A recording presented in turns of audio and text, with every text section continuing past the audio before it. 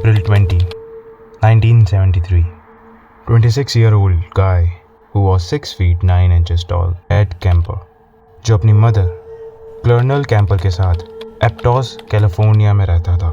Around 4 AM in the morning, जब उसकी mummy peacefully अपने रूम में सो रही होती है, एडमंड कैंपर एक क्लॉ हैमर और एक पेन नाइफ लेकर उनके रूम में आता है और बिना कुछ सोचे समझे वो पूरी रेज के साथ वो उस हैमर को अपनी मम्मी की हेड पर बहुत बार मारता है, जिससे उसकी मम्मी बहुत ब्रूटल तरीके से मर जाती है। She was murdered by her own son. और लेटर वो उस नाइफ से वो अपनी मम्मी का गला काट देता है। वो अपनी मम्मी का गला काटने के बाद वो अपनी मम्मी के कटे गले के साथ अपनी सेक्सुअल फैंटेसीज पूरी करता है। But the question is why he killed his mother? What happened between the mother and the son? और कैसे कोई इंसान इतनी घटिया चीज़ कमिट कर सकता है? आज हम इसी बारे में बात करेंगे।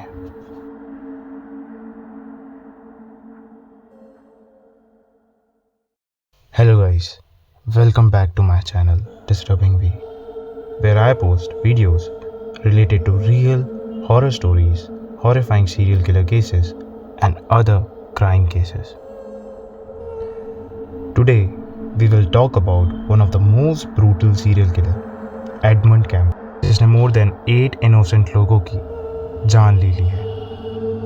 उसने सिर्फ उन्हें मारा नहीं है, बल्कि ही raped and dismembered their bodies.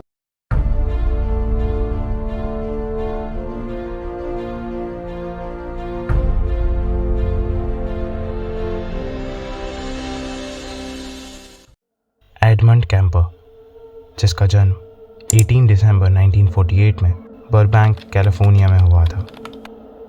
Edmund camper की 2 और बहनें थीं। वो अपने घर में सबसे ज़्यादा क्लोज अपने फादर से था। एडमंड कैंपर की उसकी मदर कर्नल से सबसे ज़्यादा कम बनती थी। एडमंड की मम्मी का नेचर उसके तरफ बहुत ज़्यादा अब्यूसिव था।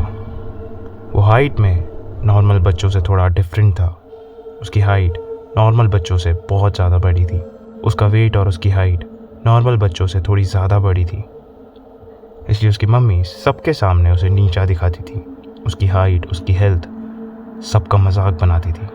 उसकी मम्मी उसे छोटी छोटी बातों पे बेल्ट से मारा करती थी, जिसलिए उसको उसकी मम्मी बिल्कुल भी पसंद नहीं थी।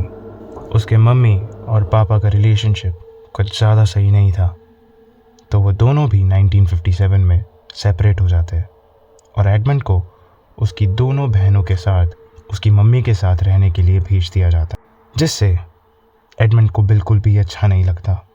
उसे उसकी मम्मी बिल्कुल पसंद नहीं थी और अब उसे उन्हीं के साथ रहना पड़ेगा। यहाँ से उसके बिहेवियर में काफ़ी ज़्यादा चेंजेस आने लग जाते हैं।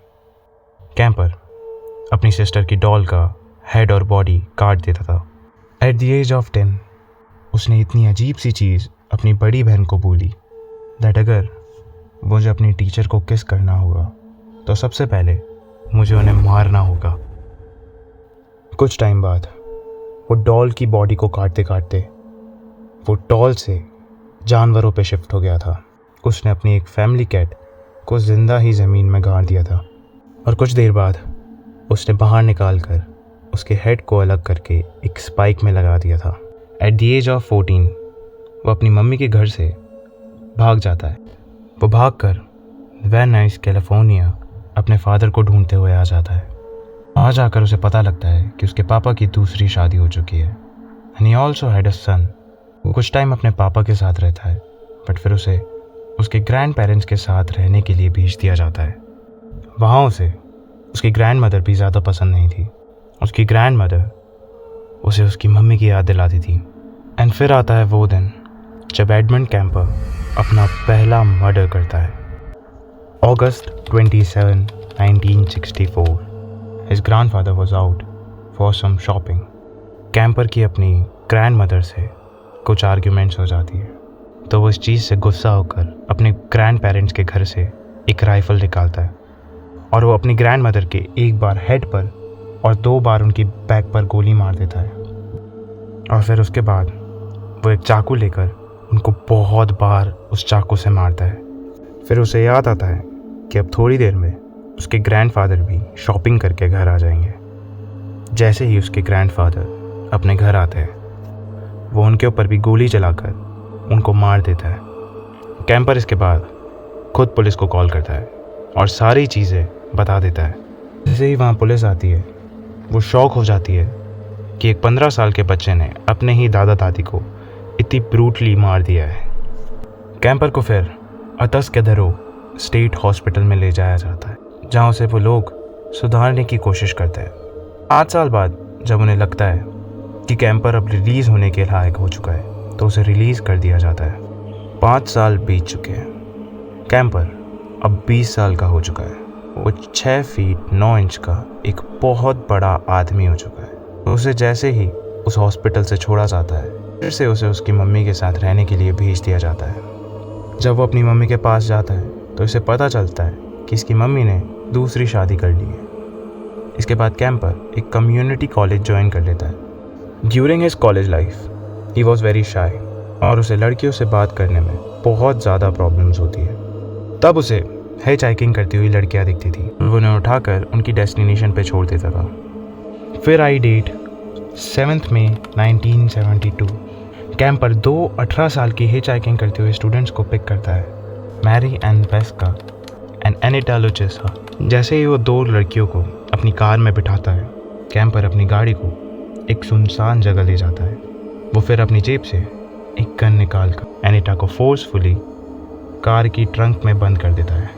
फिर वो मैरी के पास आकर उसे बहुत बार चाकू से मार के उसके गले को दबा देता है, जिससे मैरी की उसी जगह डेथ हो जाती है। एनिटा जब ट्रंक में बंद रहती है, उसे बहुत ज़ोर ज़ोर से उसकी फ्रेंड ए की चिल्लाने की आवाज़ आ रही होती है, और जैसे ही वो आवाज़ शांत होती है, तब एड कैंपर उस ट्रंक को खोलता है और एनिटा के पास जाकर उसे भी बहुत बार चाकू मारता है, जिससे एनिटा भी उसी वक्त मर जाती है। कैंपर उन दोनों की बॉडीज़ को लेकर उसके रेंटेड अपार्टमेंट में ले जाता है और वहाँ वो उनकी डेड बॉडीज़ के फ़ोटोज़ लेता है और फिर वो उन दोनों की डेड बॉडी को रेप करता है। वो उन दोनों की बॉडी को डिसमेंबर करता है और उनको एक सुनसान से माउंटेन में जाकर फेंक देता है। फिर उसके कुछ महीने बाद 14 सितंबर 1973 को उसे उसका नेक्स्ट विक्टिम मिलता है। 15 ईयर ओल्ड बैलेट स्टूडेंट आइको अपनी डांस क्लास तक जाने वाली बस मिस कर देती है। She decided to hitchhike, जहाँ उसे कैंपर दिखता है एंड वो उसे रोक कर उससे लिफ्ट मांगती है। कैंपर उसे कार में बिठाकर फिर से उसे एक सुनसान एरिया में ले जाता है, जहाँ वो उसका गला दबाकर उसे बेहोश कर देता है। ही रेप्ड एंड किल्ड हर। वो आइको की बॉडी अपनी कार की ट्रंक में रखकर अपने अपार्टमेंट ले जाता है, जहाँ वो वही सब करता है जो उसने अपने पुराने विक्टिम्स के साथ किया। वो उसका गला काटकर उसके साथ भी सेक्सुअल फैंटेसीज पूरी करता है और फिर उसकी बॉडी को डिफरेंट लोकेशन में जाकर फेंक देता है। कैंपर 3 हिचहाइकर लड़कियों का मर्डर करने के बाद वो इतना ओपन हो जाता है कि उसे डर लगना बंद हो जाता है। उसके बाद वो 3 और लड़कियों का मर्डर करता है, जिनका नाम रोज़ालिंड थॉर्पे, एलिसन लुई और सिंडी शॉल होता है। वो उनको भी बहुत ब्रूटली मार के उनकी डेड बॉडी और उनके हेड के साथ अपनी सेक्सुअल फैंटेसीज पूरी करता है। वो सिंडी शॉल को गोली मार के उसकी बॉडी अपने मदर के अपार्टमेंट में ले जाता है और वो वहीं सिंडी शॉल की बॉडी को डिसमेंबर करता है। फिर आता है वो दिन जिसका एड कैंपर बहुत टाइम से वेट कर रहा था, the day when he will kill his own mother. सुबह 4 बजे वो अपनी मम्मी को हैमर से मार के उनकी बॉडी के साथ सेक्सुअल इंटरकोर्स करता है। वो उसकी मदर के हेड को एक जगह रख कर उनको 1-2 घंटे तक बहुत भर के गालियाँ देता है। सारी चीज़ें जो वो अपनी लाइफ टाइम पे उसकी मम्मी को नहीं बोल सका, वो सारी चीज़ें वो उनको मार के उनके मरे हुए हेड से बोलता है। उससे उसकी माँ पे इतना गुस्सा आता है कि वो उसकी मम्मी के मरे हुए हेड पे डार्ट्स फेंकने लग जाता है। He even cut off a tongue and वो उनका वोकल कोड भी बाहर निकाल लेता है, क्योंकि वो सोचता है कि पूरी लाइफ टाइम उन्होंने इसी वोकल कोड से मुझे इतना ज़्यादा सुनाया है, तो उनकी ज़बान और उनका वोकल कोड काट कर फेंक देता है। फिर उसे लगता है कि इसकी मम्मी की डेथ के बारे में इसकी मम्मी के बेस्ट फ्रेंड को भी पता चल जाएगा। उनके बेस्ट फ्रेंड को कॉल करता है और घर बुलाता है। वहाँ जैसे ही उसकी मम्मी का बेस्ट फ्रेंड आता है, वो उनका मर्डर कर कर वहाँ से भाग जाता है। 3 दिन के लिए वो बिना कुछ सोचे यहाँ से वहाँ अपनी गाड़ी को ड्राइव करता रहता है। फिर उसने खुद पुलिस को कॉल करके जो भी चीज़ हुई वो सारी चीज़ें खुद उसने अपने आप बता दी।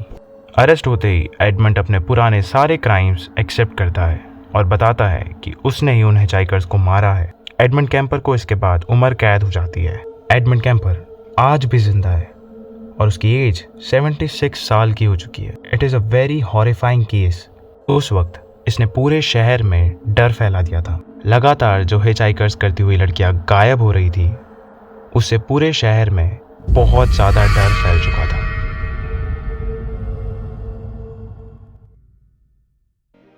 So this was the case of Edmund Kemper. I hope you liked the video, and if you did, please hit the like button and smash that subscribe button.